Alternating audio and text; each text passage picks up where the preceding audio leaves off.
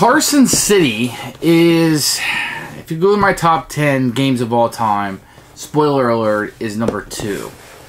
Legendary is number 1. Carson City could easily be my favorite game of all time, which is odd because it does have some mechanisms in it I don't like, which is direct confrontation. It's okay.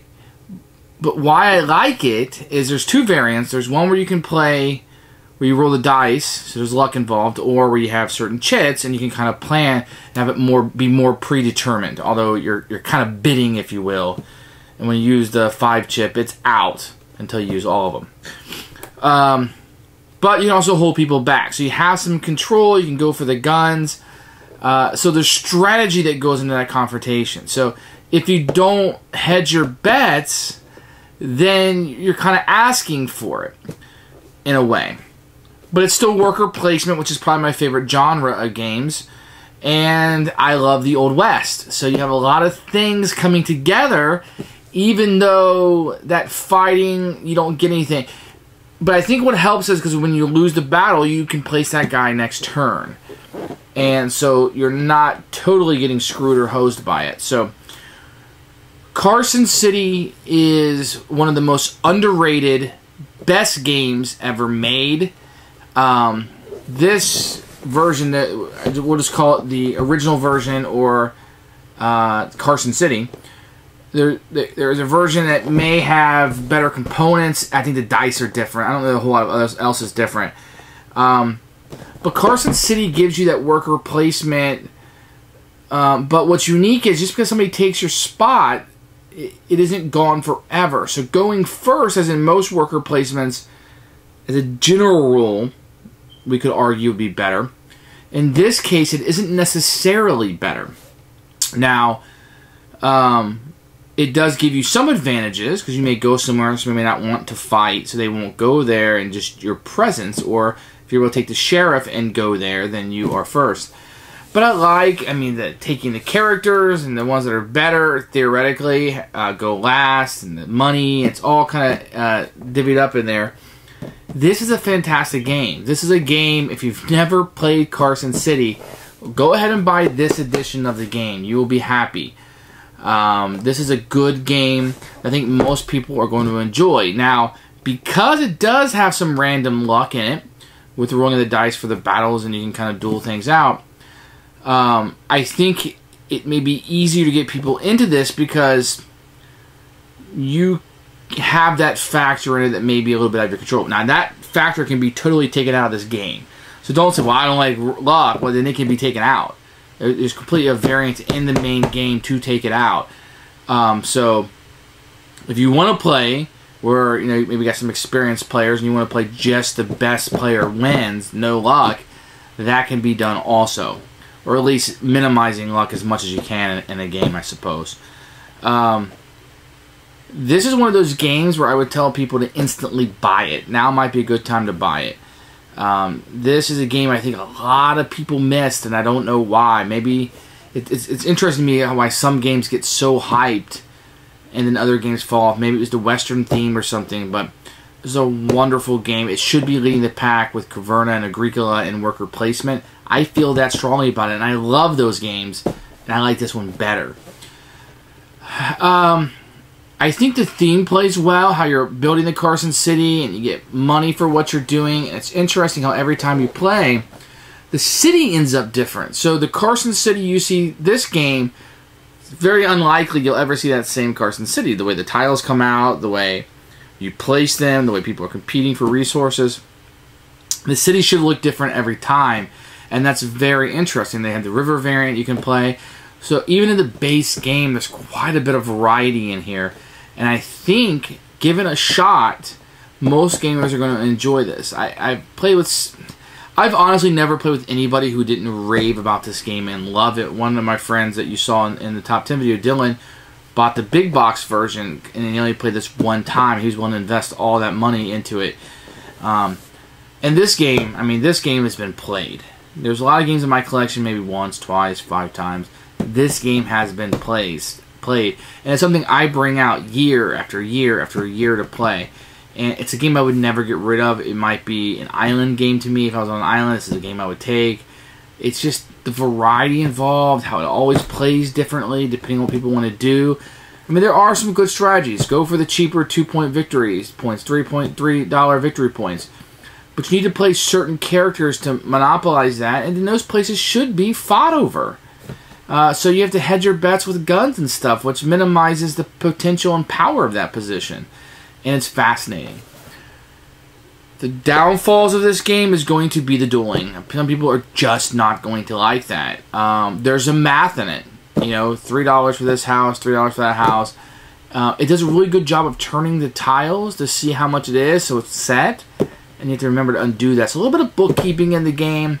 But, I mean, if you play the Gallerist or Panamax, I mean, it's not as fiddly as that, although there is a little bit to it. But, I mean, every time you play something, you know what's going to change. But it's so fascinating because even you place a house that they give you for free, where you place it, and sometimes it's restricted because you don't have enough rows and you didn't think it through all the way, can have a powerful effect on you and your opponent. So you need to be careful.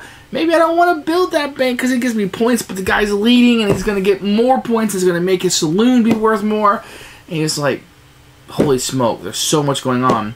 But it's not overwhelming. You start out with a very small city and it builds up over the 4 rounds. I always felt like the 4 rounds was enough. It left me wanting more, and I've always wanted to play one more round. Not just an extra game, but an extra round to see where things go. But it seems like it's growing almost out of control. I think one more round would be too much. They were probably smart to leave it at 4. The dueling gets very powerful the 4th round because there isn't another round to use your guys. So you have to be very, very careful with that. But it does increase your posse size if you have multiple fights. And there should be a lot of fighting by the 4th round. My main group that I play this with does not interact that much, and that's fine. But I play with groups where the fighting is central and key, and you can play both ways. So Carson City is a must purchase. I'm going to recommend it sight unseen. If this sounds interesting at all, you need to buy this game. This will be a keeper. This will be always in my collection. Carson City will always be a staple in my collection. I have no problem bringing it out with anybody. So, highly recommend. Give it a shot. You've never played a worker placement like this probably. And it's not just worker placement. There's more going on. Imagine Agricola where you're all building the farm together. There's no separate farms. It's all together. So what everybody else is doing is very important. So you really need to watch them. And a lot of the game is quick. So there's not a lot of analysis paralysis in this game. So you're going to be able to quickly take your turn. And really the only slowdown for us has been the math and like making sure that's done correctly. But once you have the tiles set up, the math is done for you. So fantastic and wonderful game. Highly recommended. Buy this game. Carson City. I'm going to go over the components for Carson City. This is the boxed version that I have for the original game. So I know there was an international version, there was this version.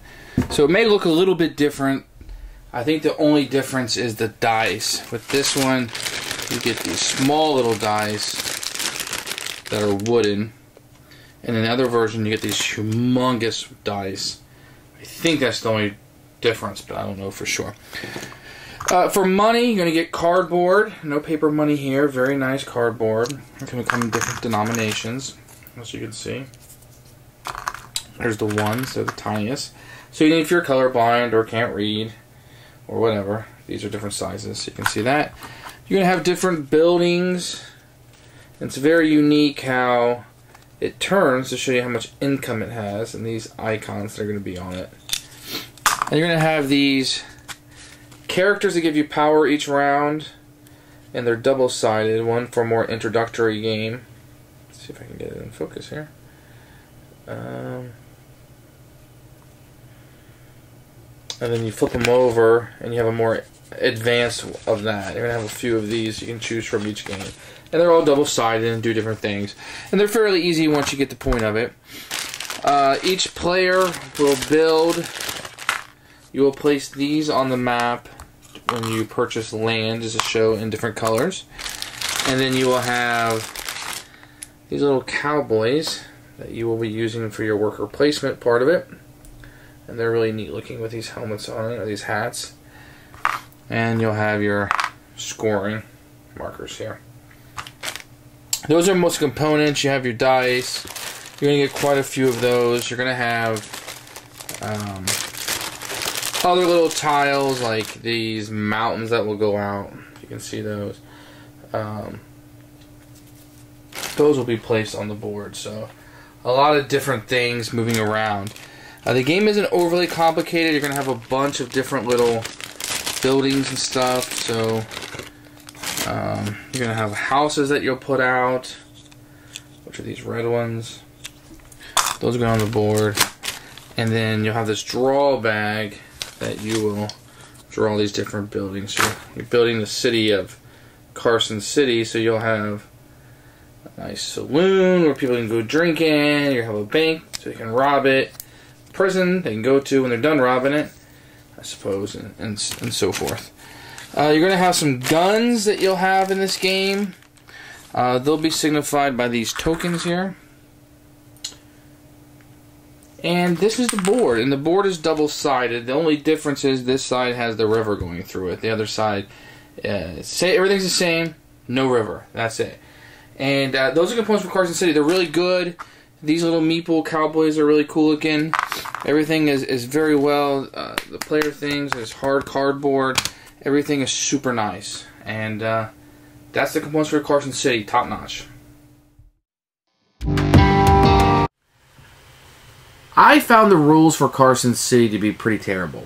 They do come in multiple languages, which is nice. I do like the component list. It's all in color. It has all the components listed. And then you have a pretty nice setup, which shows you the board is set up. And it goes through a turn. I found the rules a little bit lacking. In a further review of the big box, you'll see that there's been an upgrade in the rules. The dueling, I played the dueling wrong for years. Maybe I should have done better research at it. The people I played this with weren't real big gamers. They rely on me for the rules. Played it wrong. It was fine. We had a great time with it. We just played it wrong. I don't think it was very, very clear on how to do the duels. Other than that, I do like the explanation of the parts. You know, it was really the dueling that I had a problem with. The explanation of all the buildings and the characters, you know, that's all wonderful.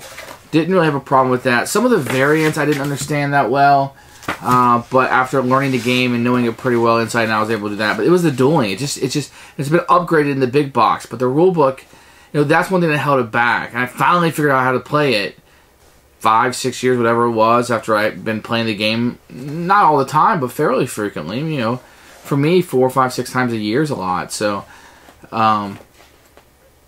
I just couldn't figure it out. And I think it's maybe one of those things where I read it, I thought I knew it, so I didn't read the rulebook again. I just kind of played the game. And then when I played it, I wanted to make sure I had the rules right, exactly right, because I was playing with gamers. I was like, I don't think this is right. And I started feeling with it, and I realized I had it wrong. So, fault of the rulebook, fault of me. I'm going to say the rulebook because it's cleaned up in the new one. So it was enough where they wanted to change it a little bit. Other than that, I don't want to make a big deal about it. You're going to be able to play the game. You're going to be fine. You know, and maybe you would read the first time and be like, I don't understand why this guy had a problem with it. But the rulebook, that's a part of me. Okay, so here is Carson City set up. What's important is, perhaps to start this game, you're going to start out with a ranch and a mine on 3 and 4. Then a ranch and a mine on 10 and 12. That's how much it will cost. And then 3 random tiles that are brought out of the bag for each round. So what you're going to have is you're going to have the top part of this board, which will be your worker placement.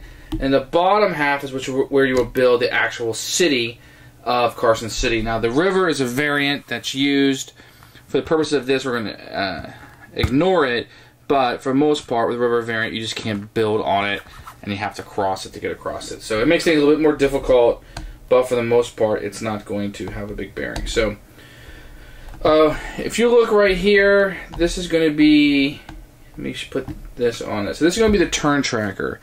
And the way this is going to play out is the game is going to last 4 rounds, which is going to seem short.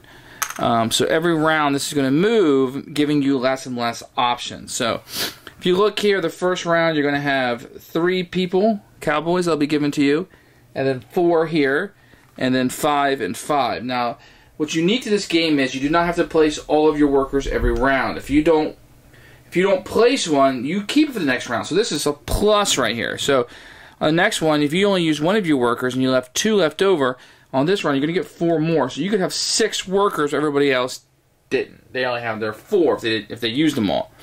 And the way it's going to work is here's going to be the tracker of the turn order. When you pass, the first person to pass is going to come down here. So if you really want to be first, you may forego an action and use it next round in order to be first. And what's going to be important for that is, because the first thing you're going to do is going to have these characters placed out. And you're going to pick them. So this guy's going to give you a free plot of land. And down here at the bottom is how much money at the end of the turn you can keep. This guy's going to give you 50% off the land and 2 roads and $30. This guy will give you $9 for free because he's a banker. And at the end of the round you can keep 120. This guy allows you to buy guns. You can keep 20 bucks. This is the sheriff. He basically gives you another free worker. She gives you $8, or you can double the income of any building. And you're going to pick one of these, and you'll be that character for 1 round. If you pick it, nobody else can pick it. And these numbers signify the turn order at the top. So if you were to pick the sheriff, which gives you the free worker, you're going to go first. But if you're the first person, or you took this person 3 and nobody took 1 or 2, you'll go first. And that's how turn order. So the first thing you're going to do is pick one of these. And then you're going to place your workers at the top of the board here. And I'll go through each of these sections kind of slowly. So this first one will give you $4, and there can be no duels there. So anybody can go there. Then you have 3 guns, 3 roads, 1 road, and there's no duels. And then this is where you would then buy land. And how you buy land is you just take one of your workers and you can put on any one of these spot of lands. And the way that it works, it costs you 1 for the plot of land you're buying, and then 1 for each building that's adjacent to it. Adjacent's diagonal or anorthogonal. So in this case, you'd pay $1, $2, $3, $4 for this space if that was a valid move. If for some reason this was here, you would pay $5. So it's 1 for each additional thing next to you.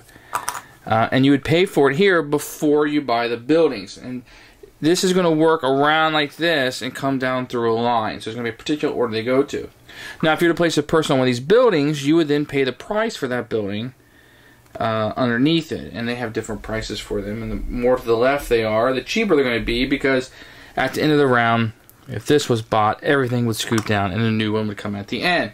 And the building's going to do different things. I'll show you how those work in a minute, but the majority of them are going to require roads to be connected to the town center, and most of them will require you to build more houses, and we'll get to that in a second. And then over here, what you're going to have is you're going to have what's called the Nevada State Bank. $2 for every plot of land that you have on the board. So if you have these on the board, you can get $2 for each one. This will give you $2 for every gun you have. And this one's going to be kind of like gambling. So you're going to roll both dice, and whatever you roll is how much money you get. Then here, you will score points for any buildings you have.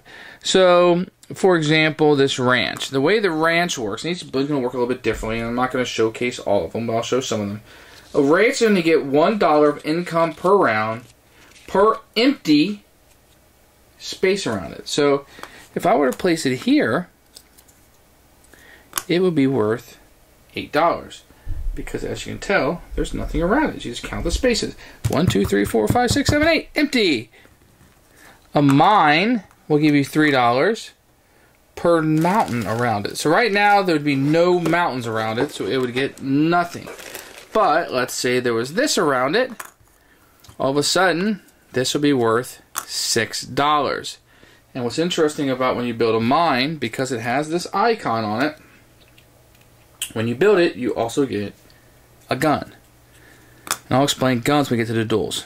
So, each of these buildings are going to score a little bit different. A hotel will give you $6, but it will count as 2 houses if anything is next to it.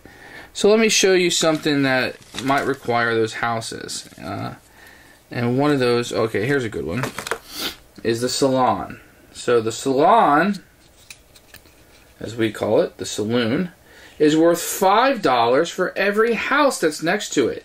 So if I were to build a saloon next to those 3 houses, even though I don't own them, I would get $15 a round.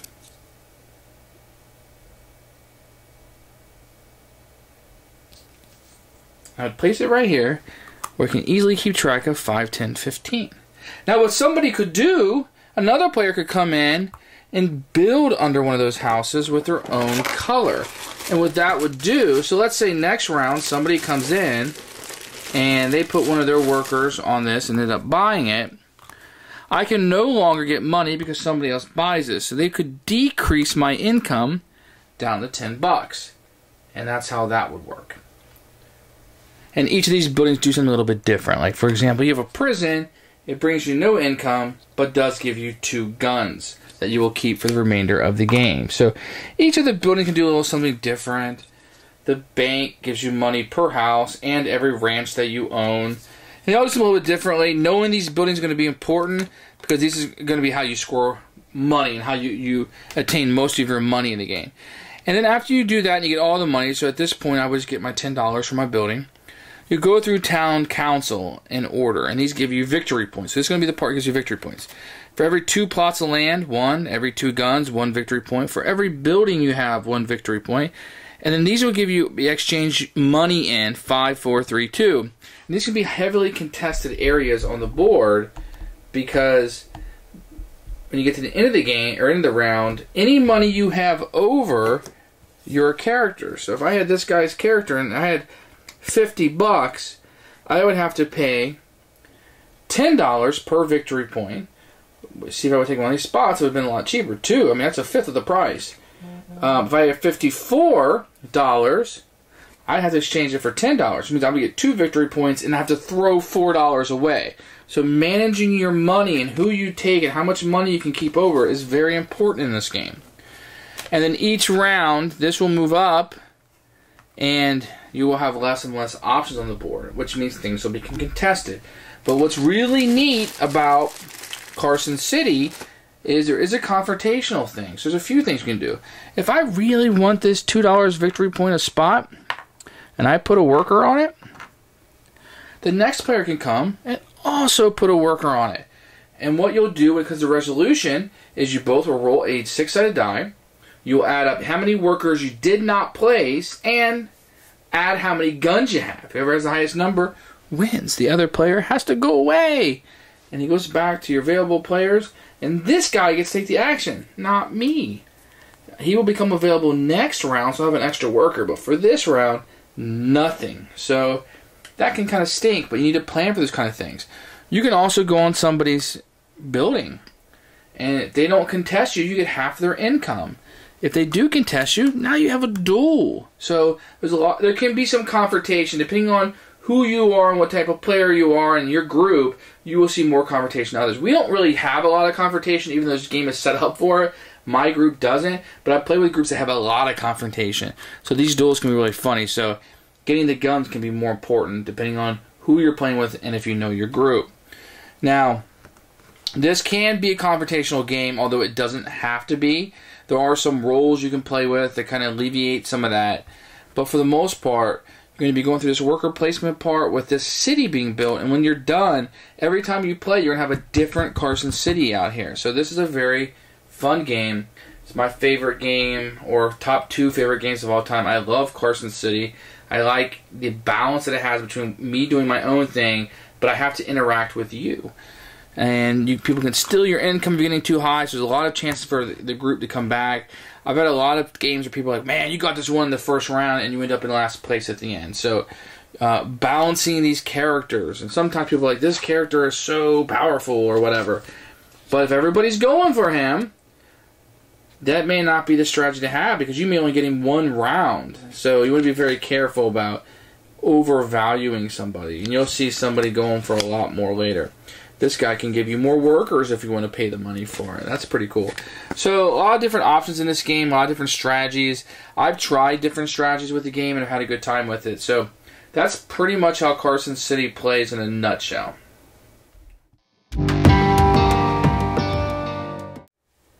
Who should buy this game? I'm going to say pretty much every gamer. I'm going to recommend this. If you like Euros at all, buy this game. If you like worker placements at all, buy this game. If you don't mind a little interaction in your game, or you like a little interaction, this is it.